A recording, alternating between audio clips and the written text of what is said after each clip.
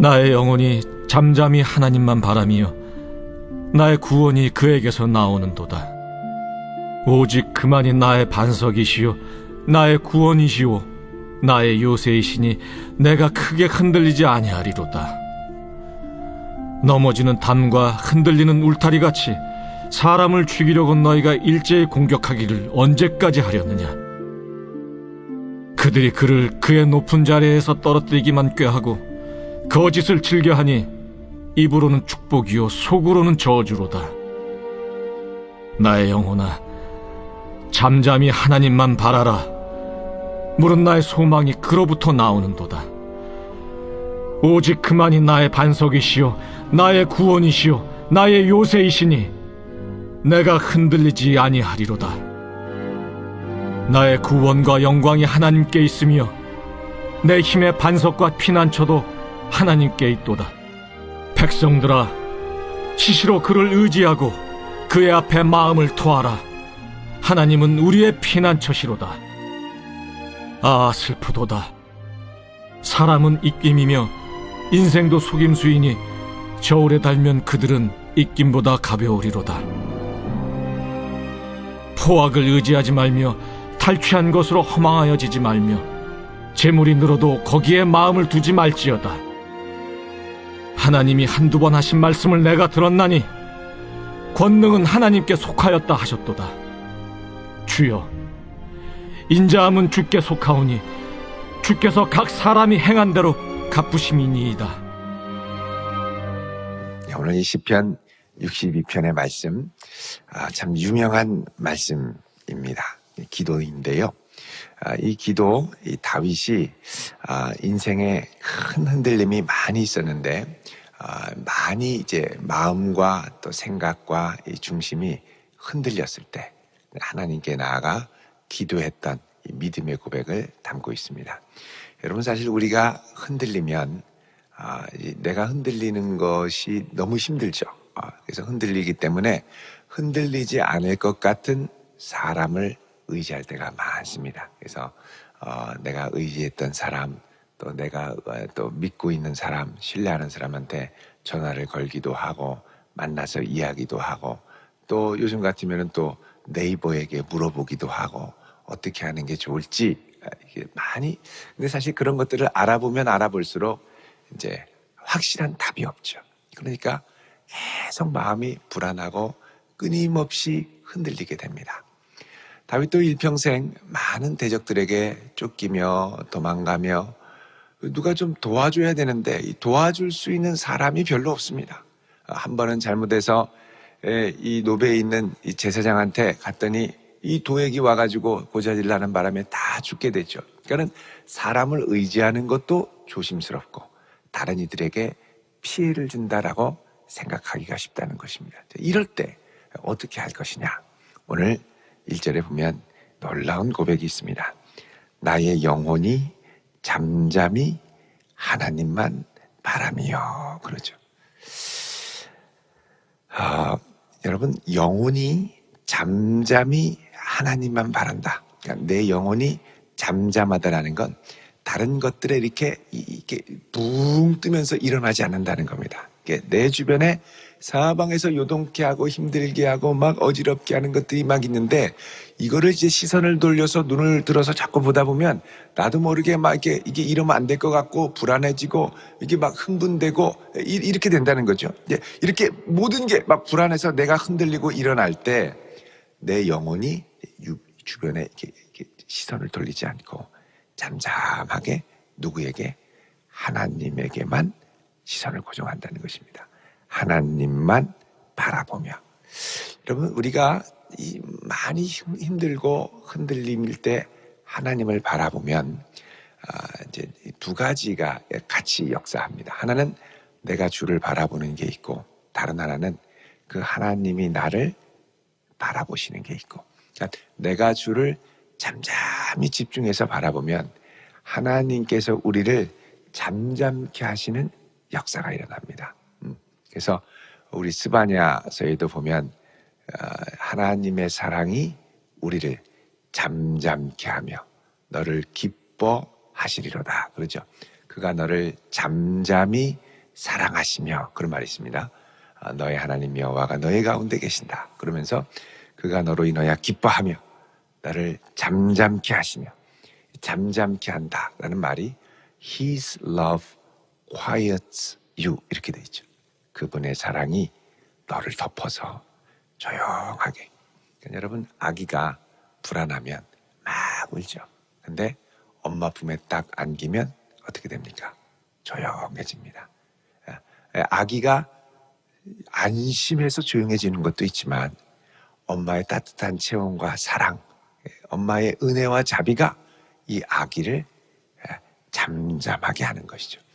그래서 우리도 하나님을 바라보면, 내가 하나님을 바라보며 안심해서 잠잠해지는 것도 있지만 그분의 은혜와 사랑이 우리에게 파도같이 몰려오면서 우리를 조용하게 하시는 거죠. 그럴 때는 참 신비한 체험을 하게 되는데, 우리 찬송가 가사와 같이 내 평생에 가는 길 순탄하여 잔잔한 파도 같은지 큰 물결이 뛰놀며 우리를 엄몰할 때라도 나의 영혼은 늘 평하다. 편안하게 하나님의 은혜가 우리를 잠잠케 하는 역사가 일어나는 겁니다. 그래서 나의 영혼이 잠잠히 하나님만 바라며 내가 조용히 바라보고 하나님이 나를 조용케 하실 때 딱 분별이 되죠. 뭐냐? 구원은 오직 하나님에게서만 온다. 사람을 의지할 게 아니고 인생을 의지할 게 아니고 하나님에게서만 온다. 이게 아주 이제 또렷해집니다. 그러니까 사람이 옆에서 내가 너 도와줄게, 내가 붙들어줄게 하면 고맙다고 얘기하죠. 고맙죠. 근데 진짜 구원은 하나님께 있다는 걸 압니다.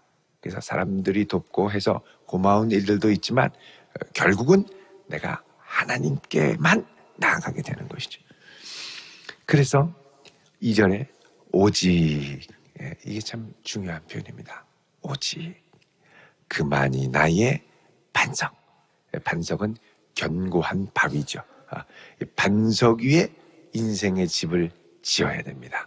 모래 위에 지으면 어느 순간 휩쓸려 가죠. 특히 이제 팔레스타인은 이 건기 때는 모르지만 우기가 시작되는 11월 말 12월이 돼서 비가 내리면 아주 장대비가 내립니다. 비가 내리면 이 밑에 있는 모래 위에 지은 것들은 흐물흐물하고 급류가 오면 순식간에 휩쓸려 가게 되죠. 비가 내릴 때, 인생의 풍파가 일어날 때 이제 절감을 하게 됩니다. 날이 좋고 다 평안할 때는 모릅니다. 모래 위에 짓든 바위 위에 짓든. 그런데 인생의 풍파가 올 때 반석을 무엇으로 삼았느냐? 사람을 반석으로 삼았느냐? 돈을 반석으로 삼았느냐? 내 지위를 반석으로 삼았느냐? 여러분, 여호와 하나님을 반석으로 삼을 수 있기를 바랍니다. 하나님 위에 든든하게 서고, 그 다음에 하나님이 나의 구원이시고 하나님이 나의 요새.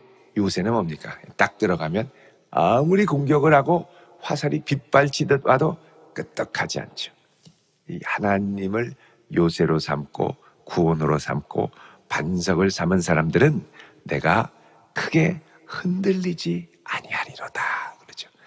흔들림이 있기는 있지만 이제 이 안에 들어가니 그렇게 괴념치 않고 크게 흔들리지 않는다는 겁니다. 그러니까 여태까지 흔들리며 도망다니다가 다윗은 다시 하나님을 잠잠히 바라보는 훈련을 시작하죠. 여러분, 우리도 인생이 흔들리고 자꾸 이런저런 생각으로 밤잠이 오지 않을 때 잠잠히 하나님을 바라보는 훈련으로 나아갈 수 있기를 바랍니다. 3절에 넘어지는 담과 흔들리는 울타리같이 사람을 죽이려고 너희가 일제히 공격하기를 언제까지 하려느냐. 자, 여러분, 지나가다가 담벼락이 무너지는 경험을 해보셨나요? 잘 모르실 겁니다. 가다가 이렇게 옆에 높이 있는 담벼락이 한꺼번에 와르르 무너져서 여러분 가는 쪽으로 이렇게 넘어지면 화들짝 놀라게 되죠. 저도 전에 길을 가는데 공사장에서 이렇게 공사한다고 이렇게 담벼락을 담벼락을 이렇게 가건물로 철판으로 해서 이 철골 구조로 해서 높이 세웠는데 바람이 얼마나 세게 부는지 강풍이 휘잉휘잉 하는데 이렇게 이제 걸어가고 있는데 갑자기 이 옆에 있는 이 담벼락이 철판으로 간다. 끼익 하더니 우르르 저한테 쏟아지는 거예요. 근데 다음은 저쪽까지 가야 되는데 이게 쓰러지니까 갑자기 내가 의지하고 안전하다는 세상이 흔들리는 경험.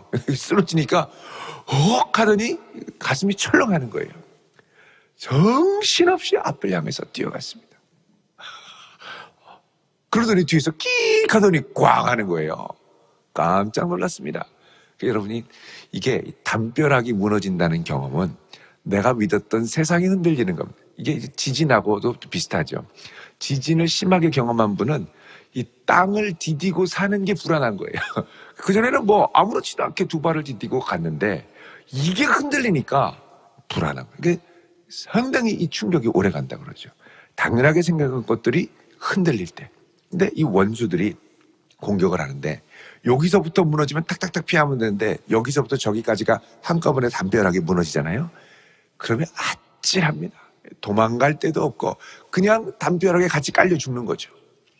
이렇게 원수들이 공격을 하는데 넘어지는 담, 흔들리는 울타리 같이 사람을 죽이려고 이들이 일제히 공격한다. 한 사람만 공격하면 그 사람 피하면 되는데 여기저기서 아주 동시다발적으로 한꺼번에 공격을 하면 얼마나 마음이 어렵겠습니까? 이제 이런 거 경험하면 마음이 흔들리죠. 자, 너희들이 이렇게 하기를 언제까지 하겠느냐? 그러면서 얘기를 합니다. 4절에 그들이 그를 그의 높은 자리에서 떨어뜨리기만 꾀하고 거짓을 즐겨하니 입으로는 축복이요 속으로는 저주로다. 그러니까 주변에 다윗을 아주 가문이설로 잘 속이면서 다윗이 승승장구하고 도망다니면서 대적들을 무찌르고 하니까 이게 싫어가지고 어떻게든 끌어내리려고 그러고 거짓말로 훌륭하다. 내가 너를 잘 인도하겠다. 내가 너를 키워주겠다. 맛있는 걸 제공하겠다. 우리 집에 와서 쉬어라. 가면 함정인데요. 이런 것들을 인생 중에 수없이 경험을 하면서 내가 날마다 잠잠히 하나님을 바라보지 않으면 위기가 있겠구나. 왜냐하면 하나님을 잠잠히 바라보며 하나님이 나에게 주시는 안정감과 확신이 있으면 인생에 그렇게 크게 연연하지 않게 됩니다.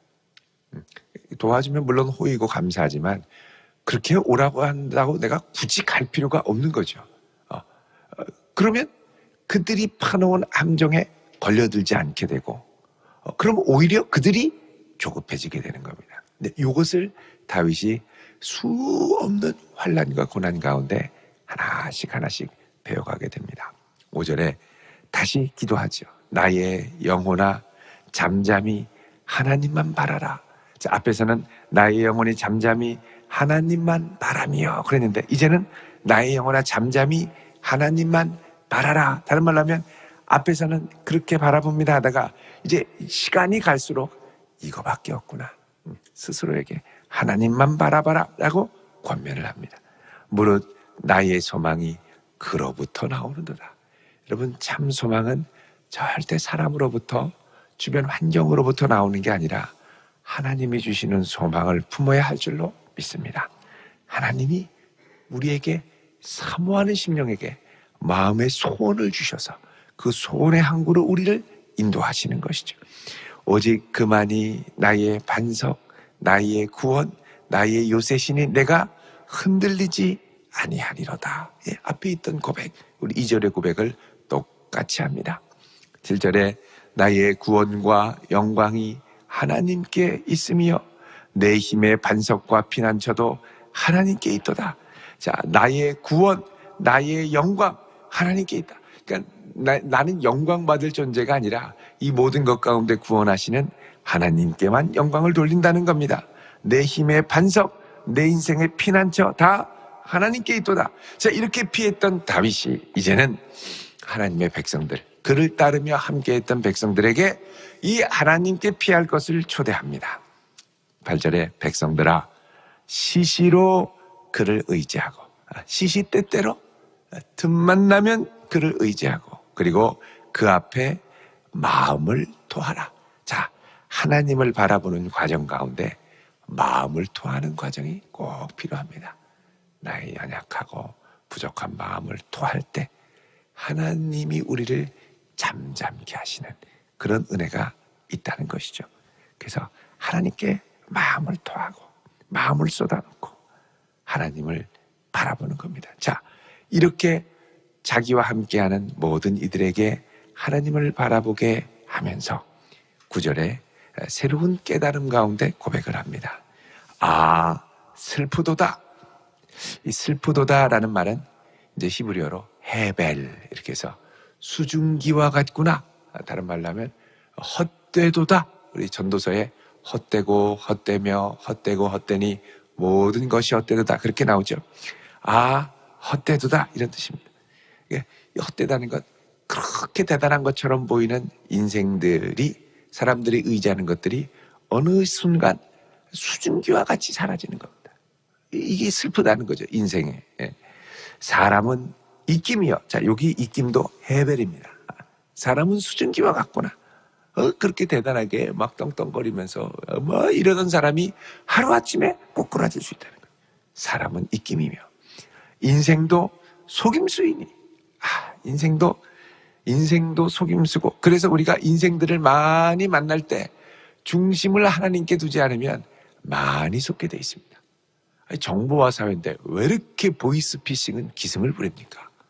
하여간 지능화돼서 가끔씩 그런 거 뜨죠. 이 전화 받지 마세요. 누르는 순간 150만 원이 출금됩니다. 뭐 이런 거 있잖아요. 어떤 분은 그냥 막 누르세요. 왜 그러냐고 그랬더니 통장에 잔고가 하나도 없대요. 그래서 소용없다는 거죠. 의지하면, 의지할 만하게 해서 혹해서 누르면 싹 빼가는 세상. 인생도 속임수. 그러니까 이 사기와 이 속임수가 이게 시간이 가면 좀 없어져야 되는데 정보화를 틈타 더 고도로 발전하는 속임수. 이 인생입니다. 인생. 그러니 저울에 달면 그들은 입김보다 가벼리로다. 하나님의 심판의 저울대 앞에 아무것도 아닌 그 입김 같은 인생, 수증기 같은 인생을 절대 의지하지 말고 대단한 것처럼 여기지도 말라는 겁니다. 막 거드름 피우고 대단한 것처럼 이러는데 한순간이라는 것. 10절에 포악을 의지하지 말고 또 탈취한 것으로 허망하여지지 말고. 여러분, 탈취한 것, 내가 막 악착같이 해서 이렇게 막 거의 뺏어버리는 거죠. 허망해지지. 이게 내가 이렇게 잡은 것처럼 대단한 것 같지만 허망하다. 수증기처럼 이것도 사라지는 거예요. 또 재물이 늘어도 거기에 마음을 두지 말지어다. 여러분, 이게 만만치는 않죠. 오늘날의 시대에 어떻게든 재물이 늘면 눈이 풀립니다. 새벽에 그렇게 기도하던 분이 이제 자꾸 잠을 자는 거죠. 여러분, 이 재물은 도구입니다. 하나님의 일을, 하나님의 나라와 뜻을 이루기 위해 우리에게 잠시 맡겨주시는 거죠. 절대 하늘나라로 가져갈 수 있는 게 아닙니다. 그러니까 여기 있는 동안 우리는 이걸로 무엇을 남겨야 되느냐? 사람을 남겨야 되고, 하나님의 사람들을, 또 하나님의 뜻을 이 땅 가운데 이루고 예수의 흔적을 남겨야 될 줄로 믿습니다. 그래서 이걸로, 그러니까 재물로 내 마음을 두는 게 아니라 이 재물로 사람과 하나님의 시선이 향한 곳에 마음을 두어야죠. 11절에 하나님이 한두 번 하신 말씀을 내가 들었나니 권능은 하나님께 속하였다 하셨도다. 저렇게 깊은 기도와 말씀 가운데 다윗이 하나님의 말씀을 확신하게 되는데, 그건 뭐냐? 이 세상의 모든 권세와 능력은 하나님께 속한 것이다. 하나님 걷어가시면 누구도 더 이상 버틸 수 없고, 하나님이 잠시 허용하셨기 때문에 기고만장한 것이지 절대 그게 대단한 것처럼 휘둘리지 말라는 겁니다. 12절에 주여 인자함은 주께 속하오니 주께서 각 사람이 행한 대로 갚으시니이다. 이렇게 기회를 주시고 권능도 주시고 재물도 주시고, 자, 이거를 다 갖고 나중에 하나님이 어떻게 행했는가를 반드시 심판하신다는 겁니다. 그래서 우리가 이 땅을 살아갈 때 우리의 시선을 빼앗는 것들이 많이 있지만 늘 항상 잠잠히 하나님만 바라보며 나아갈 수 있는 복된 성도 되시기를 주의 이름으로 축원드립니다. 기도하겠습니다. 거룩하신 아버지 하나님, 우리의 인생이 많이 흔들리고 우리의 시선은 끊임없이 다른 것들을 향하게 될 때 우리에게 오셔서 이 아침 주님만 바라볼 수 있는 은혜를 허락하여 주옵소서. 잠잠히 주를 바라볼 때 우리를 큰 확신과 평안 가운데 잠잠케 하시고 주님만을 의지하며 흔들리지 않는 하늘 백성 삼아 주옵소서.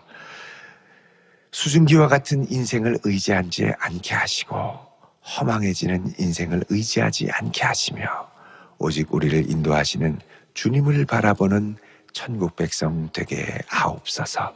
예수님의 이름으로 기도드리옵나이다. 아멘.